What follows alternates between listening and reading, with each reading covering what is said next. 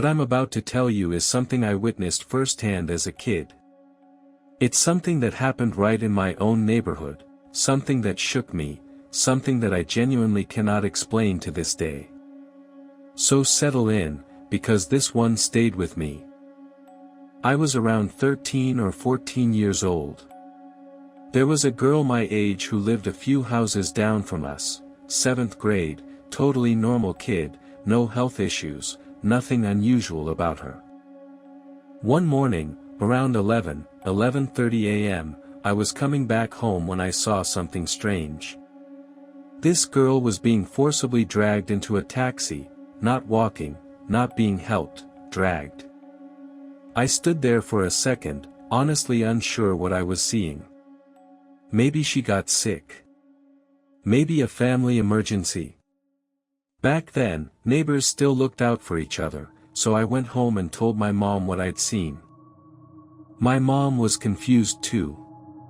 She said, "That girl. She doesn't have any medical problems." She went over to the landlord's house to ask what happened. He said he'd explain later. About 2 to 4 hours later, they brought the girl back. Everyone on the street was waiting, you know how neighborhoods are. When she came back, her mom had scratches all over her face, her hands, her arms. Deep scratches. Nail marks. The adults on the street, they understood immediately what kind of situation this was. Something you don't discuss in front of kids. Us younger ones, we just assumed there had been some kind of fight. The next day, the family held a prayer gathering at their house. They brought in a religious leader, the community came together, and several of us kids were asked to come read scripture. I was part of a religious study group at the time, and since this was literally down the street from my house, I came along. So we're there, reading together, voices kind of overlapping and building, and every 20 to 25 minutes, this girl would let out these screams. Not like a scared scream. Not crying. Something in between, like someone was being forced to do something against their will, like something was being physically pulled out of a place it didn't want to leave.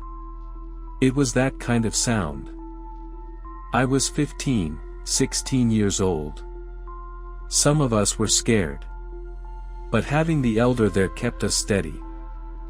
Then it happened. While we were in the middle of reading, when all our voices joined together and the sound built up, this girl stood up. She was maybe 90 pounds. Small. And the adults in the room could not hold her down. They were grabbing her, trying to keep her from coming out, and she shook them off. She came out into the room. And she lunged toward where the holy texts were laid out. Her father threw himself in front of them, grabbed her, and she knocked him to the ground and went down with him. The books fell. Panic everywhere. And in that chaos, she reached for me. She reached toward my neck. And her arm, it was longer than it should have been. She got her hand around my throat. Someone broke her grip. I don't know how. And all of us younger kids, we were done. We cleared out. We got down to the street and stood there. Even from outside, you could hear her screaming from inside. The kind of scream that makes the hair stand up on the back of your neck. That vibrates in your chest. We asked the elder what was going on. He told us, she's been afflicted. Something has attached itself to her. It was the first time any of us had heard that said out loud, like a real diagnosis. The next evening, around 8:30, after evening prayers, my mom went over to visit, to bring the girl some blessed water, to check on her. She gave her the water.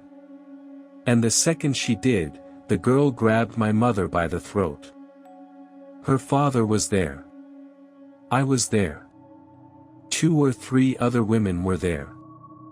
All of us trying to pry this girl's hand off my mom's neck. We couldn't do it. She was 40 pounds if that, and we couldn't open her grip. Eventually she let go. My mom came home. She was shaken, badly, and there were marks on her neck. Half an hour later, my mom fell asleep on the couch.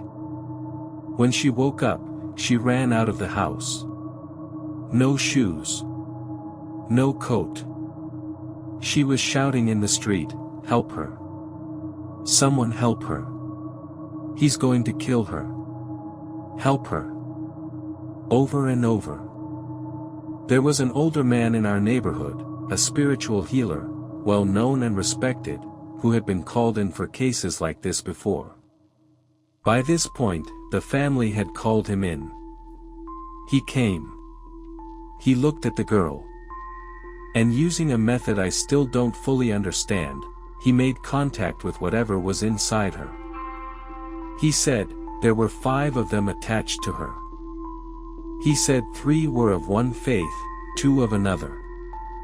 He said it had happened at her school, that she had unknowingly disturbed a place where these things had been settled for a long time. And when she passed through, they followed her home. And they said they weren't leaving. The healer performed his work.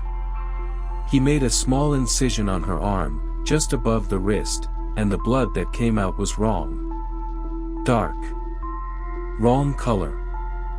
He collected it in a small bottle. The bottle, he said, filled with something like smoke before he sealed it. But she didn't get better. Over the following weeks, she got weaker. And weaker. And eventually, she was gone. That house is still standing. Nobody has been able to buy it or sell it. The family, what's left of them, lives on the ground floor. They don't go upstairs. Never. And I'll tell you this, even now, if I look toward that house from a distance, there's a feeling. Like something sees you looking. Like you're being watched from a window that's been dark for years. And some part of you says, don't look there again.